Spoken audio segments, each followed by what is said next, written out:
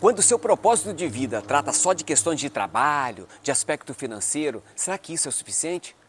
Será que quando você repensar o seu propósito após, todo um período de trabalho, será que não é interessante você pensar um pouco nas outras pessoas?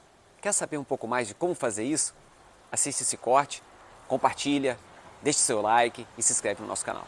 Então, muitas vezes você está fazendo a sua aula, você está fazendo aqui o seu podcast e tal, mas você também tem como sua realização ter uma questão social, participar de doação, participar de ir no hospital, dar uma palavra de alento para pessoas que estão no hospital, né?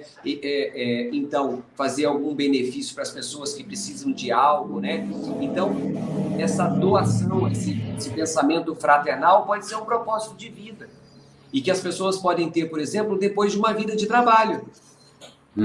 Então, ela trabalhou, ganhou dinheiro, fez tudo. Aí, de repente, ela parou e falou assim, ela olhou para o lado, ela olha e diz, pô, meus filhos cresceram, poxa vida, agora, bom, meu propósito de vida tem que mudar, porque meus filhos saem de casa, foram trabalhar, tenho família agora, tá só eu e minha esposa, estamos sozinhos, o que nós vamos fazer? Vamos esperar o tempo passar? Não, outro propósito. O propósito é o quê? Vamos ajudar as pessoas que precisam de ajuda. Pronto. E quando eu fico pensando assim, quando a pessoa não consegue mudar o propósito de vida dela, né? Vou te dar um exemplo aqui, né? Vamos ver. Um pai, né? Ele tem o único propósito de vida dele é o filho, né? Nesse momento. Só que chega uma hora que o filho bate as asas e voa. E aí depois disso o pai fica sem um propósito, porque o filho já voou. Apesar que pai é pai, né? Então ele sempre vai estar cuidando do filho.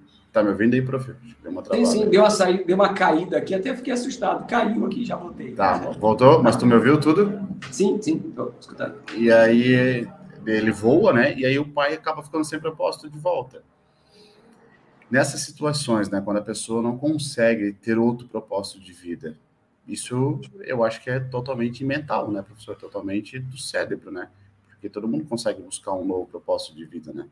Vai da experiência dele, né? Mas tu vê que você falou para mim de um pai que o filho cresceu e tal. Então, esse pai já deveria ter a cognição desenvolvida, né? E ter se organizado para isso, porque um filho é para a vida, o filho não é nosso. Nós fazemos um estágio de pai.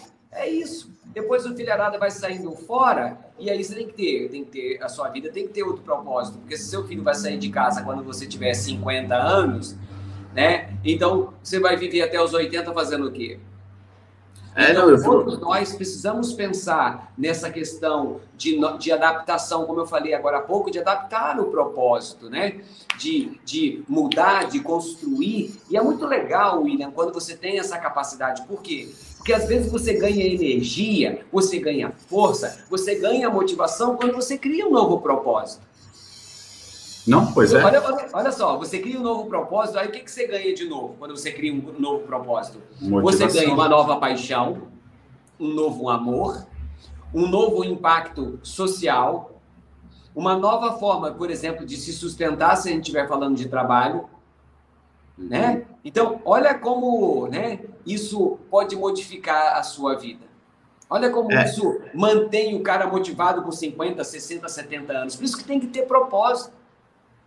Eu estava pensando assim, poxa, eu conheci uma colega, na verdade, e ela teve um filho recentemente, assim. E aí ela parou o trabalho, ficou dona de casa, né? O marido consegue ele sustentar a casa. E a função dela hoje, né, que ela falou para mim, que é o filho, né? A filha em si, né? Então ela tá ligada na filha, tá ligada no filho. Só que o propósito dela é a criança, nesse momento. E aí ela falou para mim que o que mata ela não é cuidar da criança, é ficar dentro de casa. Então, ela deveria ter um outro propósito, já pensando que daqui a pouco o filho vai criar asas, né? E aí eu fico pensando se ela não... E ela, quando ela falou muito definido, assim, não, meu propósito de vida é criança. Ela não falou assim, né? Meu propósito de vida é menina, mas eu tô atento a ela. Só que aí deixa de aproveitar a vida, né? Tipo, fica refém da criança, sem nenhum outro propósito por trás, se preparando, porque uma hora vai bater asas, né, professor? E aí? Como é que fica a cabeça de uma pessoa que fica, sei lá, às vezes 18 anos cuidando da criança, e aí depois, como é que vai reiniciar de volta depois desse tempo que passou, né? Cara, tudo é maturidade, William, tudo é maturidade, tem que ter paciência. Um pai, por exemplo, de primeira viagem, ele vai ali achar que tem que cuidar daquele filha, aquela redoma, aquela coisa toda. Quando vem o segundo, ele já fala, pelo amor de Deus. Quando vem o terceiro, meu Deus, vambora. Entendi. Então, quer dizer, tudo bem, assim, um pai de primeira viagem, um pai inexperiente, uma mãe inexperiente, tende a pensar dessa maneira, né? Como ter um filho, tudo é melhor para o filho. Ah, eu não tive, eu vou dar tudo para o filho que eu não tive. Será que isso é o melhor mesmo? Será que o filho não tem que ficar sem para aprender que nem tudo na vida a gente ganha, que tem que conquistar e tal? Mas isso é a experiência que vai fazer, sabe? Esses pais mais inexperientes fazem isso, tendem a fazer isso, né? Essa super proteção, esse super cuidado e tal, né? Mas a gente sabe que isso não é dessa maneira. E ele vai aprender, entendeu? Então, é legal você curtir o seu filho também, viver o presente, estar ali a criança, quando você estiver com ela, viver intensamente. Por quê? Esses dias eu estava vendo ali, tá, como é que é o nome daquele cara? Ele fala muito sobre isso. Esqueci o nome dele agora. Esqueci. Ele fala assim, cara, seu filho vai fazer, até ele ser criança, ele vai passar por 8, 9 aniversários. Você só vai ter 8, 9 aniversários com seu filho criança. Depois, 10, 11, 12 anos, vai começar, vamos dar 12 anos para frente. Cara, tu vai viver com ele adolescente durante 5 anos. Depois ele vai virar adulto, cara, e vai embora. A gente tem que aproveitar o dia dos pais com esses moleques. A gente tem que aproveitar o dia das mães com esse moleque. A gente tem que aproveitar quando você sair de bike, aproveitar mesmo intensamente. Então, no caso, quando você tem um filho, talvez uma boa parte do seu propósito de vida seja ser um bom pai.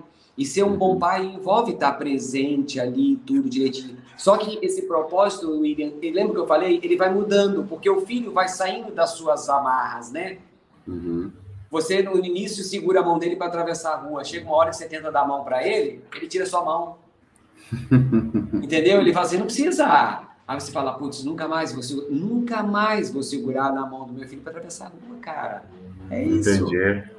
Então é assim, então tem muitas pessoas que querem viver isso mesmo intensamente. É questão da experiência que vai fazer que deixa viver, porque daqui a pouco ele não vai ter mesmo isso, sabe? Então, o propósito de vida da gente precisa ser adaptado mesmo, sabe? Agora é muito importante para ela ficar ali agarradinha, isso é um grande, mas depois ela vai perceber que isso vai ter que ir mudando, por quê? Porque a criança não vai ser criança para sempre, entendeu? Entendi, prof. E em relação, né, qual é a importância da gente ter um propósito de vida para nossa saúde mental? Então, William, as pessoas que não têm propósito de vida, eu até cheguei a falar aqui em algum momento, elas têm um grande risco de ter problemas de saúde mental. Quando você não tem propósito, você perde um pouco a sua identidade. Você perde um pouco da sua conexão social, ou seja, qual é o meu papel social? Qual é o meu papel no mundo quando não tenho propósito? Eu não tenho isso. Você perde a sua motivação. Você perde a sua motivação, por quê? Lembra que o que te impulsiona muitas vezes não é o seu propósito? Entendeu? Então, muito você perde com a ausência de propósito. Então, as pessoas sem motivação, sem identidade, elas correm mais risco de entrar em quê? Quando elas estão correndo atrás e não conseguem achar ansiedade, estresse. E ansiedade e estresse prolongado, William, pode levar um indivíduo aqui à depressão. Tem vários artigos que apontam que indivíduos que estão ansiosos e estressados, ou seja, com altos níveis de cortisol, porque quando você está estressado, o seu cortisol aumenta na corrente sanguínea. Quando você está ansioso, a sua noradrenalina fica aumentada. Então, a noradrenalina aumentada, a cortisol aumentado, fazem você ter diminuição da atividade cognitiva e diminuindo o quadro de alegria da sua vida, ou seja, tende a te levar para a depressão. Entende? Então, é grave não ter propósito, mas você tem que cuidar, porque o fato de não ter um propósito claro não quer dizer que você não está em busca dele.